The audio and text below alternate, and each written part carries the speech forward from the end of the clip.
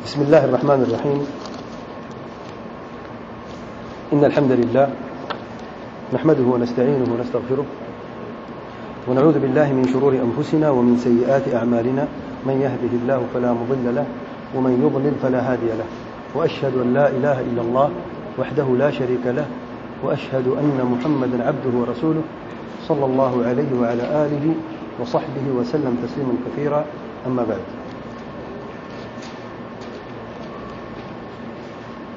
الآجرومیہ عربی گرامر کا درس کا آغاز کرتے ہیں. آجرومیہ سے پہلے مقدمے کے طور پر بعض دروس کا آغاز کرتے ہیں.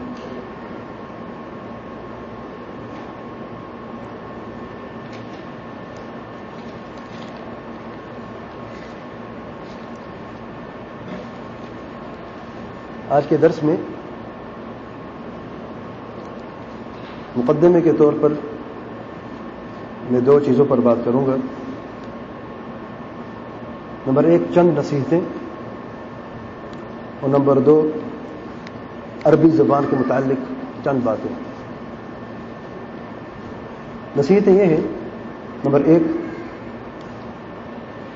نحو کا درس، عربی گرامر کا درس جو ہے شروع میں مشکل لگے گا، لیکن حقیقتاً مشکل نہیں ہے. شیخ عثیمین رحمۃ اللہ علیہ فرماتے ہیں، شیخ عثیمین رحمۃ اللہ علیہ فرماتے ہیں کہ نحو ایسا ہے جیسا کہ لکڑی کا گھر ہے اور دروازہ لوہے کا ہے، تو اس کی ابتدا مشکل ہے، انتہا بہت آسان ہے. اس کی وجہ یہ ہے کہ عملی طور پر عربی زبان عربی بھی نہیں بولتے. عملی طور پر جو صحیح فصیح عربی زبان ہے آج کل کے دور میں عام عرب بھی نہیں بولتے، ہم تو پھر بھی عجم ہیں، اس لیے مشکل ہے. اس کی مثال دیکھیں، آپ لوگ انجیکشن لگا سکتے ہیں؟ کیوں نہیں لگا سکتے؟ کبھی لگائے نہیں. نرس لگا سکتی ہے؟ لگا سکتی. کیوں؟ اس کا معمول بن چکا، اس کی عادت، اس کا کام ہی یہی ہے. نرس آپریشن کر سکتی ہے؟ انجیکشن تو لگا سکتی ہے، آپریشن کو نہیں کر سکتی کیونکہ اس کا کام نہیں. سرجن آپریشن کر سکتا ہے؟ کر سکتا ہے کیونکہ اس کا وہ کام ہے، اور ایسا کام ہے جو اس کی زندگی بن چکا ہے روز مرہ میں، اس کے بغیر وہ نہیں. اس کی روزی روٹی کا ایک سبب بنا دیا اللہ تعالیٰ نے.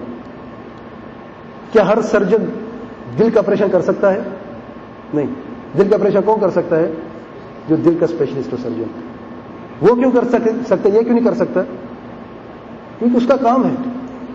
جب عربی زبان ہمارے کام بن جائے گی، ہمارا عمل بن جائے گی، تب آسان ہوگی. نمبر دو، یہ دروس سلسلے وار دروس ہیں، ایک درس دوسرے سے جڑا ہوا ہے. اگر ایک درس چھوٹ گیا تو دوسرے کا سمجھنا مشکل ہے، اس لیے گزارش ہے کہ آنے کا اہتمام کرنا. نمبر تین، ان دروس کا اصل مقصد عربی زبان، عربی کلمہ، عربی کلام کو سمجھنا ہے، جس سے ہم اللہ تعالیٰ کے کلام قرآن مجید کو اور پیارے پیغمبر صلی اللہ علیہ وسلم کا فرمان صحیح حدیث کو سمجھ سکیں. نمبر چار، سوالات کے متعلق اگر کسی شخص کو کوئی چیز سمجھ نہ آ رہی ہو تو وہ سوال درس کے دوران کر سکتا ہے. اسی گنجائش ہے، ہاتھ کھڑا کر کے کہہ دے، میں اسے ریپیٹ کر سکتا ہوں، کوئی مشکل نہیں. اور بہتر ہے اگر درس کے آخر میں کر دیا جائے، کیونکہ وقت کم ہے، تو نوٹ کر لیں، درس کے آخر میں کر دیں. اگر وضاحت کی ضرورت ہے تو اس وقت وضاحت کے لیے ہاتھ کھڑا کر کے آپ وضاحت پوچھ سکتے ہیں. لیکن درس کے علاوہ کوئی بھی سوال گرامر کے متعلق میں جواب نہیں دوں گا. اس کی وجہ یہ ہے، نمبر ایک، وقت ضائع ہوگا. نمبر دو، مشکل ہوگی سمجھنا. نمبر تین، حاضرین اور سامعین کے لیے مشکل ہوگی کہ عربی اتنی مشکل ہے، یہ اسم فاعل اسم مفعول ہمیں سب پڑھنا ہی ہے. تو سٹیپ بائی سٹیپ چلیں گے. میں جانتا ہوں بعض ایسے لوگ ہیں ماشاءاللہ جن کو عربی آتی ہے اور اجر میں پڑھ چکے ہیں یا اس سے بھی اچھا جانتے ہیں، لیکن ہم سٹارٹ کریں گے اس شخص سے جس کو الف با بھی نہیں آتی، تو تھوڑا سا صبر کی گزارش ہے. نمبر 5، بعض باتیں صرف یاد کرنے کے لیے ہیں، سمجھنے کے لیے نہیں. ان کو رٹا لگانا ہے. حروف الہجاء الف با تا ثا آج میں کسی سے پوچھوں گا نہیں. اگلے درس میں 28 ہیں عربی حروف، یہ سب کو یاد ہونے چاہیے. یہ ہوم ورک ہے، واجب ہے تم لوگوں کے لیے. 28 ہیں، سب یاد کرنے، الف سے لے کے یہ تک. کوشش کریں صحیح تلفظ کے ساتھ. اگلے درس سے ہم آغاز کریں گے. آج کے درس مقدمہ ہے صرف، اگلے درس میں انشاءاللہ ہم تفصیل سے بیان کریں گے.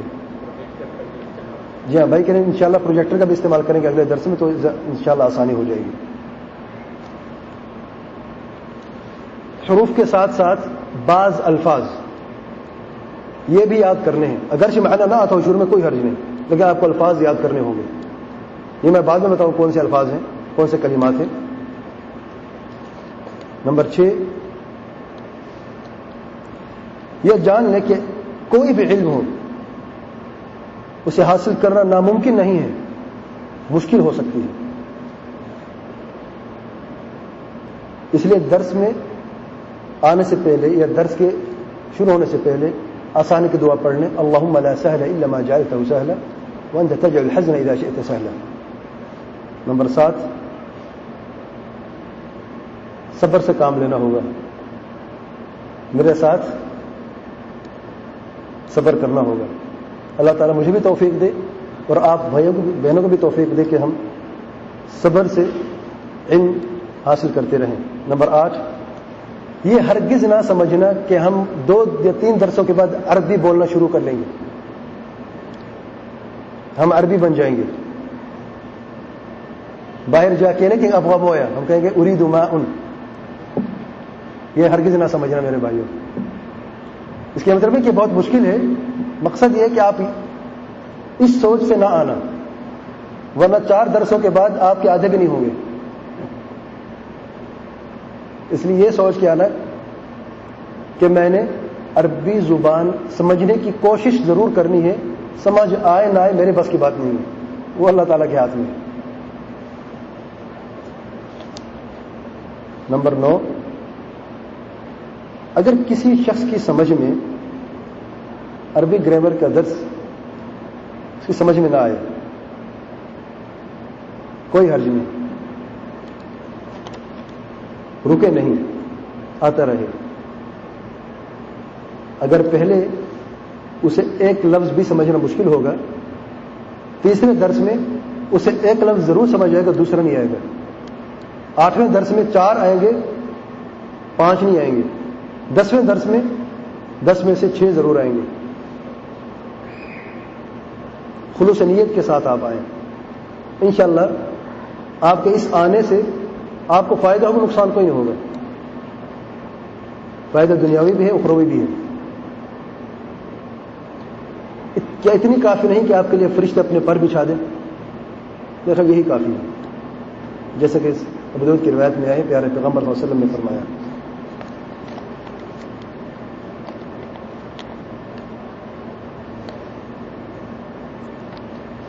اگر آپ کو ایک لفظ بھی سمجھ نہ آئے، عربی گرامر آپ کو سمجھ بالکل آئے ہی نہیں، اللہ تعالیٰ نہ کرے ایسا ہوگا نہیں انشاءاللہ، لیکن ویسے میں کہہ رہا ہوں یہ سب سے سب سے دور کا ایک احتمال ہے. اگر آپ کو کچھ بھی سمجھنا ہے عربی گرامر کی کوئی بھی چیز بھی سمجھنا ہے، لیکن انشاءاللہ آپ کو قرآن مجید کی بعض آیات اور بعض احادیث کی سمجھ ضرور آ جائے گی. کہ اپنے دروس میں ہم جو مثالیں بیان کریں گے تقریباً قرآن مجید کی آیات اور صحیح احادیث سے ہی بیان کریں گے. عربی گرامر آپ کو فاعل مفعول بھول گیا کوئی حرج نہیں، لیکن یہ یاد ضرور رہے گا آپ کو کہ عقیدہ توحید کی اب منہج سلف صالحین کیا ہے، تو یہی کافی ہے.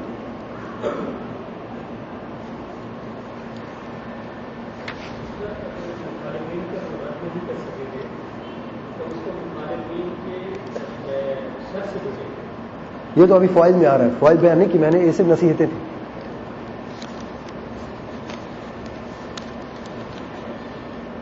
علم النحو عربی گرامر، اس کی تعریف کیا ہے؟ نحو کسے کہتے ہیں؟ لغت کے اعتبار سے اس کے بہت معانی ہیں. نحو فلان ای توجہ الیہ، اقتفى اثرہ، کسی کی طرف توجہ کرنا، کسی کے پیچھے چلنا، کسی کے راستے پہ چلنا، کسی کی تقلید کر کے اس کی طرح چلنا، اسے عربی لغت میں نحو کہتے ہیں. اور نحو اصطلاح میں، یعنی اصطلاح کسے کہتے ہیں؟ جس پر علماء کی صلح ہوئی، جس لفظ کے معنی میں علماء کی صلح ہوئی اسے کہتے ہیں اصطلاح. معنی اصطلاحی. معنی لغوی کا مطلب کیا ہے؟ وہ معنی جس پر عربی لغت کا اتفاق ہے. عربی لغت میں اس لفظ کا کیا معنی ہے؟ اس کہتے ہیں المعنی اللغوی. معنی اصطلاحی لفظ کا وہ معنی جس پر علماء، عربی علماء کیا اصطلاح ہوا. اصطلاح میں علماء، فقہ کے علماء ہو، کوئی بھی علماء ہو، ضروری عربی گرامر کے، عربی لغت کے علماء ہو، فقہ کے علماء کا اصطلاح ہوا یا حدیث کے علماء کا اصطلاح ہوا، اسے کہتے ہیں المعنی الاصطلاحی. معنی شرعی تیسری قسم کون سا ہے؟ وہ معنی جو شریعت میں قرآن اور صحیح حدیث میں بیان ہوا ہے، اسے کہتے ہیں معنی شرعی. نحو کا معنی شرعی نہیں ہے، لغوی بھی اصطلاحی بھی ہے. اصطلاح میں نحو کا کیا مطلب ہے؟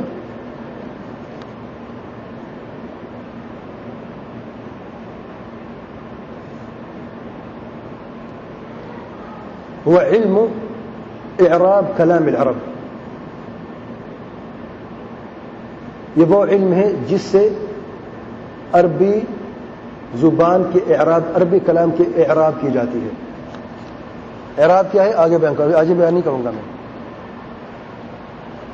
یہ وہ علم ہے جس سے عربی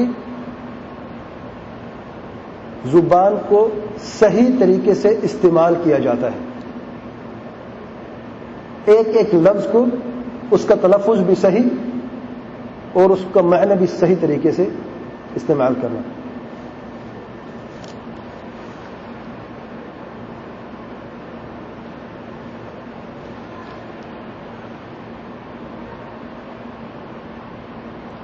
دوسرے لفظوں میں یہ وہ علم ہے جس میں قاعدے بیان کیے گئے ہیں جس سے عربی کلمات کو سمجھا جا سکتا ہے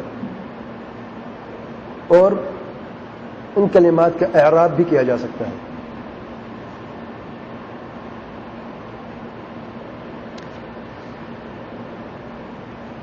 تیسرے لفظوں میں یہ وہ قواعد ہیں جن سے الفاظوں کے، کلمات کے آخری حرف کے اوپر جو حرکات ہیں اس کے اختلاف کی وجہ کو سمجھنا ہے. مثال کے طور پہ محمد رسول اللہ، محمد کے اوپر، دال کے اوپر کیا ہے؟ ضمہ پیش. اشہد ان محمدا عبدہ ورسولہ، محمد کے اوپر کیا ہے؟ دال کے اوپر کیا ہے؟ فتحتین ہے.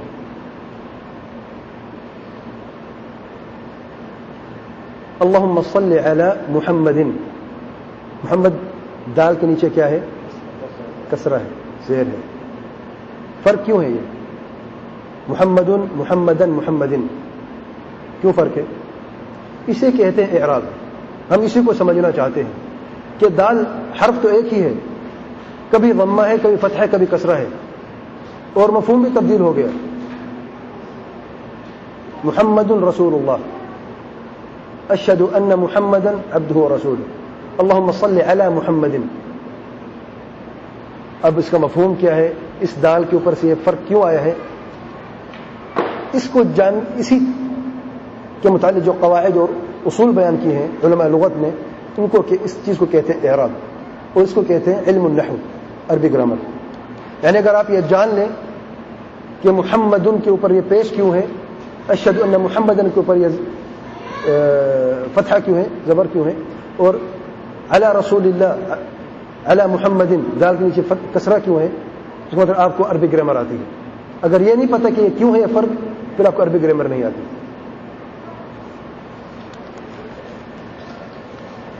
نمبر 2، اس علم کی اہمیت کیا ہے، ہم کیوں سیکھنا چاہتے ہیں؟ نمبر 1،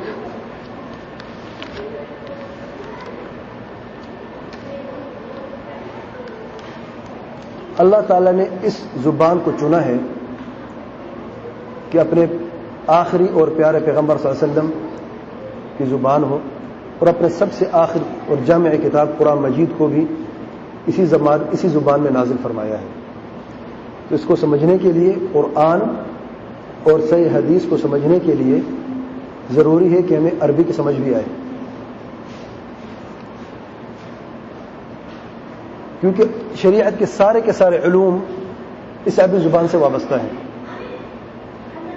عقیدہ کا علم ہو، فقہ کا علم ہو، حدیث کا علم ہو، تفسیر کا علم ہو، ان سب کا تعلق عربی زبان سے ہے.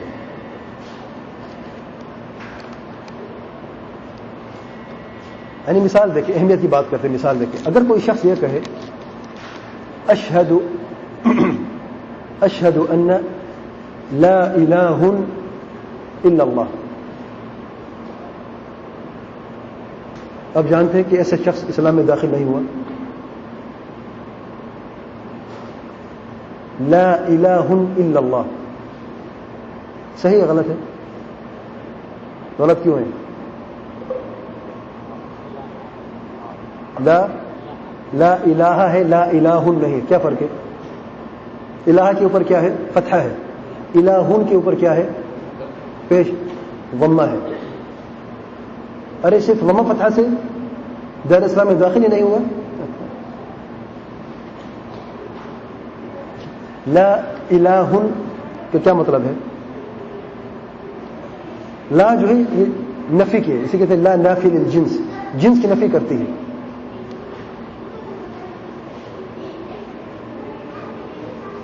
لا طالب فی الصف، کلاس روم کے اندر کوئی بھی اسٹوڈنٹ نہیں، نفی ہے، کوئی بھی نہیں ہے. لا طالب فی الصف، کلاس روم کے اندر ایک طالب نہیں ہے. ایک سے زیادہ ہو سکتے ہیں، 2 یا 3 ہو سکتے ہیں کہ نہیں؟ ایک نہیں، ایک سے زیادہ ہو سکتے ہیں. لا الہ کوئی معبود بھی نہیں ہے. لا الہ ایک معبود نہیں، باقی تو ہیں.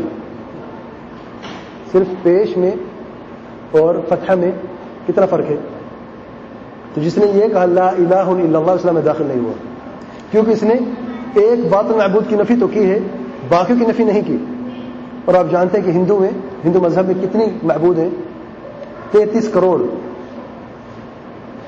انتہا ہے. 33 کروڑ. ہمارا جھگڑا توحید کے درس میں تثلیث پہ ہو رہا تھا، 3 پہ ہو رہا تھا، وہاں پر 33 کروڑ. یعنی ایک کی تو نفی کر دیا آپ نے، لا الہ، ایک تو چلا گیا، باقی موجود. تو اس لیے لا الہ الا اللہ، کوئی معبود نہیں ہے حق سوائے اللہ تعالیٰ کے. دوسری مثال، کوئی شخص یہ کہے ما شاء اللہ وشئت، جو تو چاہے اور فلان چاہے. صحیح ہے؟ صحیح ہے غلط ہے؟ غلط ہے. کیوں غلط ہے؟ غلطی کی وجہ کیا ہے؟ ایک حرف کی وجہ سے، واو حرف العطف. جو تو چاہے اور فلان چاہے. ایک شخص نبی کریم صلی اللہ علیہ وسلم خدمت میں حاضر ہوا اور عرض کیا تعالیٰ پیغمبر صلی اللہ علیہ وسلم ما شاء اللہ وشئت یا رسول اللہ، جو اللہ تعالیٰ چاہے اور آپ صلی اللہ علیہ وسلم چاہیں. آپ صلی اللہ علیہ وسلم نے فرمایا شدید غصے میں، اجعلتنی للہ ندا، کیا مجھے اللہ تعالیٰ کے برابر شریک ٹھہرا دیا تم نے؟ قل ما شاء اللہ وحدہ، یہ کہو، یوں کہو کہ اللہ تعالیٰ ایک جو چاہے. تو دوسری روایت میں آیا ہے اگر کہنا بھی ہے تو کہو ما شاء اللہ ثم شاء فلان، جو اللہ تعالیٰ چاہے پھر کوئی اور چاہے. اور پھر میں کوئی فرق ہے؟ و ثم کیا فرق ہے؟ جاء محمد و خالد، محمد اور خالد دونوں آئے، پہلے کون ہے بعد میں کون ہے؟ کوئی پتہ چل سکتا ہے؟ اچھا، جاء محمد ثم خالد، پہلے کون ہے بعد میں کون ہے؟ پتہ لگا سکتے ہیں؟ پہلے کون آیا؟ محمد، بعد میں کون آیا؟ خالد. تو ما شاء اللہ وشئت یا رسول اللہ کا مطلب ہے جو اللہ چاہے اور تو چاہے یا رسول اللہ، یعنی دونوں برابر ہیں. اور شرک کا مطلب کیا ہے؟ غیر اللہ کو اللہ تعالیٰ کے برابر دے دینا، یا اللہ تعالیٰ کا کوئی حصہ کوئی خاصیت دے دینا. تو یہاں پر شرک اصغر ہوا، چھوٹا شرک ہے. تو عربی زبان سمجھنے کی اہمیت ہے کہ نہیں؟ جب ایک حرف سے یا پیش زیر و زبر سے معنی تبدیل ہو جاتا ہے، عقیدہ خراب ہو سکتا ہے، تو سمجھنا ضرورت ہے کہ نہیں؟ فقہ کی مثال لے لیں. اگر کوئی شخص کسی سے پوچھے، قاضی پوچھ رہا ہے کسی سے، الم تطلق زوجتک، کیا تم نے اپنی بیوی کو طلاق نہیں دی؟ جھگڑا ہوا، قاضی کے پاس گئے، میاں کہتے ہیں میں نے طلاق دی، بیوی کہتے طلاق نہیں دی. قاضی نے پوچھا الم تطلق زوجتک، کیا تم نے اپنی بیوی کو طلاق نہیں دی؟ اگر وہ جواب میں کہتا ہے بلا، طلاق ہو گئی. اگر کہتے ہیں نعم، طلاق نہیں ہوئی. کیا خیال ہے؟ اب ایک لفظ میں معنی تبدیل ہو گئے. ایک بلا کا مطلب ہے جی ہاں میں نے طلاق دی ہے، نعم کا مطلب ہے نفی ہے، یعنی میں نے طلاق نہیں دی. اگرچہ نعم کس لیے استعمال ہوتا ہے؟ اس بات کے لیے استعمال ہوتا ہے. یہاں پر نفی ہے کیونکہ سوال میں علم، سوال میں نفی ہے. تو نفی کا اس بات کرنا کیا ہوتا ہے؟ نفی ہوتا ہے. اور بھی مثالیں، وقت کم ہے، اتنا کافی ہے. یہ تو پتہ، ہم یہ تو جان چکے کہ اہمیت کیا ہے. نمبر 3، سب سے پہلے یہ علم کس نے ایجاد کیا؟ آپ جانتے ہیں ایک تابع ہے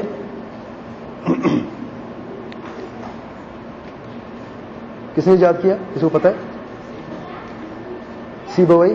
نہیں، ابو الاسود الدؤلی ایک تابعی ہیں، انہوں نے ایجاد کیا سیدنا علی بن ابی طالب رضی اللہ عنہ کی اجازت سے. ابو الاسود الدؤلی، ابو الاسود الدؤلی.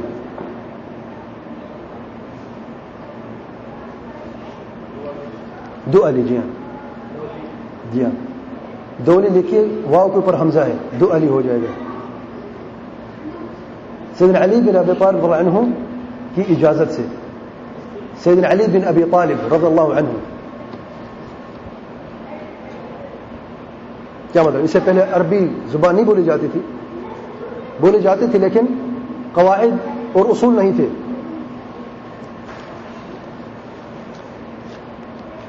نمبر 4، عربی گرامر، یہ اصول قواعد کیوں لکھے گئے؟ وجہ کیا تھی؟ دیکھیں، عرب جب اپنی زبان بولتے تھے تو ان میں دوسری زبان شامل نہیں تھی، تو اپنی زبان ہی بولتے رہتے تھے. نبی کریم صلی اللہ علیہ وسلم کے زمانے میں، صحابہ کرام کے زمانے میں. لیکن جب فتوحات زیادہ ہوئی اور عجم بھی اسلام میں داخل ہونا شروع ہوئے تو ان کی زبان دوسری تھی، عربی نہیں تھی. تو انہوں نے عربی زبان کو سیکھتے سیکھتے عربی تو لے لی لیکن عربیوں کو اپنی زبان بھی دے دی، تو زبان خلط ملط ہو گئی. عربی میں ایسے الفاظ داخل کر دیے گئے جو عربی کے نہیں ہیں. تو اس لیے ضرورت سمجھی گئی اس زمانے میں کہ ایسے قاعدے اور قوانین رکھے جائیں جس سے عربی زبان برقرار رہے اور دوسری زبانوں کی وجہ سے آہستہ آہستہ یہ ختم نہ ہو جائے. کیونکہ زبان کا بقا تب تک ہوتا ہے جب تک اس کو دفاع کرنے والے موجود ہو، کوئی بھی چیز ہو. یہ گلاس ہے، اس کی بقا کب تک ہے؟ جب تک اس کی حفاظت کی جاتی ہے. اس کو زمین پہ پھینک دیں، ایک ٹھوکر سے ٹوٹ جائے گا. یہ تو ہمیشہ کوئی بھی چیز ہو، اس کی بقا کی وجہ اس کی حفاظت ہے. عربی زبان کی حفاظت کیسے کی گئی؟ ایسے قواعد اور اصول رکھے. دیکھیں، قرآن مجید بغیر اعراب کے تھا، بغیر نقطوں کے، نقطے بھی نہیں تھے. قرآن مجید بغیر نقطے کے تھا. کیوں؟ کیونکہ عربی جانتے قرآن مجید کیا ہے، تو پڑھتے تھے ایسے، الحمدللہ رب العالمین الرحمن، اسی اعراب سے پڑھتے تھے. لیکن جب عجم بھی آئے تو ان کو ضرورت پڑ گئی اب اعراب لگایا جائے. اس لیے اب اعراب کس نے لگایا؟ ابو اسود الدؤلی نے لگایا. گرامر کے انہوں نے رکھا ہے بنیاد. پھر حجاج بن یوسف ثقفی نے اعراب کا جو واضح ہوا اس کے زمانے میں اس کی اجازت سے ہوا. تو اس سے پہلے قرآن بغیر اعراب کے تھا. لیکن کیا اعراب لگانا بدعت ہے؟ نہیں. بدعت کیوں نہیں ہے؟ بدعت تب ہوتی، بدعت کا مطلب کیا ہے؟ دین میں کوئی نئی چیز ایجاد کرنا بغیر دلیل کے. تو اعراب بدعت کیوں نہیں ہے؟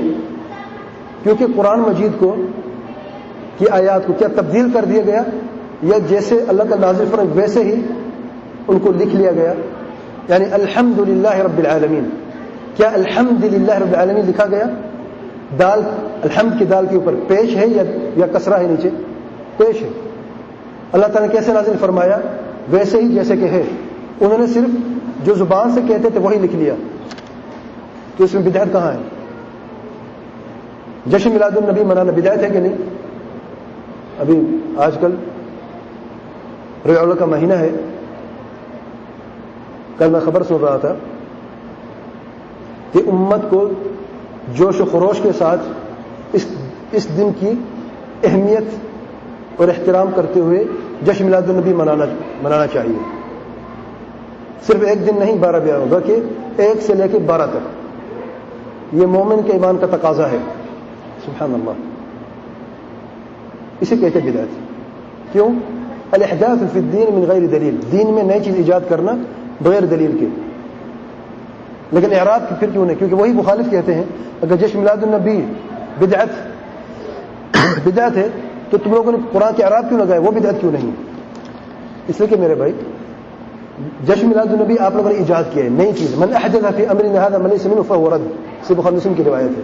فی امرنا ھذا، ہمارے دین، اگرچہ قرآن مجید اعراب بھی دین کا ہے، لیکن اعراب لگانا اور جشن میلاد النبی منانا دونوں برابر ہیں۔ اعراب لگائے قرآن مجید کی تبدیل نہیں کیا ہم نے، لیکن جشن میلاد النبی منا کر آپ نے شریعت میں ایک نئی چیز ایجاد کی ہے جو پہلے موجود نہ تھی۔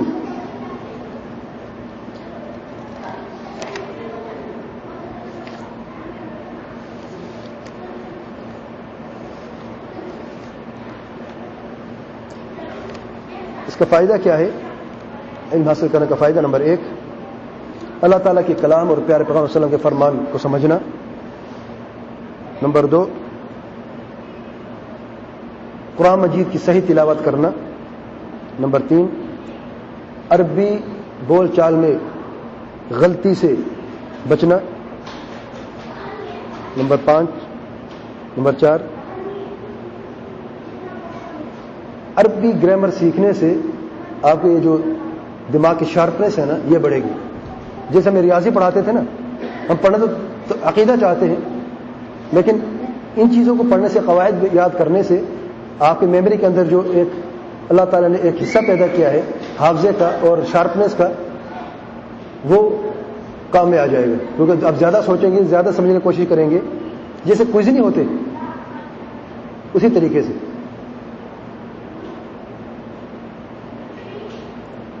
نمبر 5،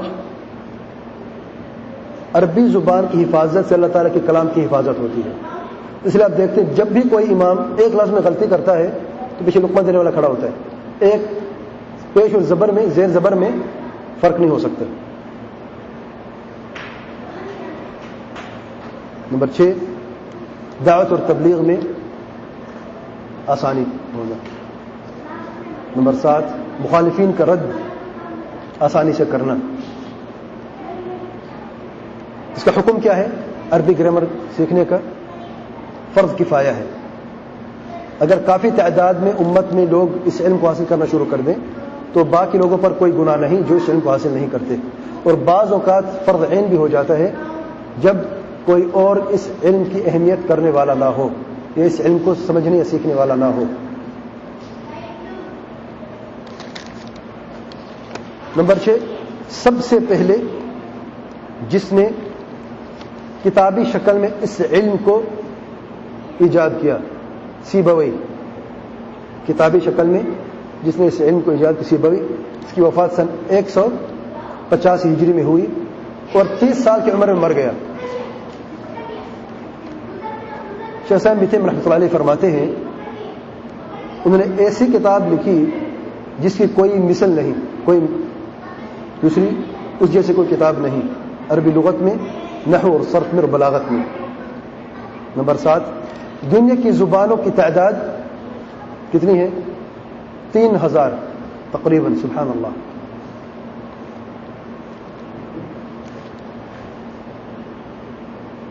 اور عربی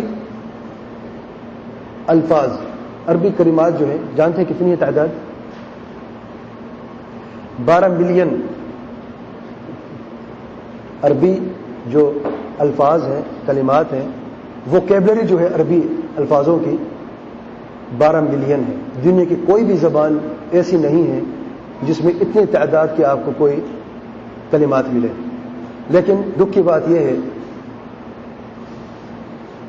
کہ ان میں سے بہت ہی زیادہ استعمال نہیں ہوتے. یعنی میرا خیال اس کے آدھے بھی استعمال نہیں ہوتے، 12 ملین کے آدھے بھی استعمال نہیں ہوتے، کیونکہ عربی بولنے والے ہیں نہیں. کہا ہے جو قرآن میں عربی بولیں.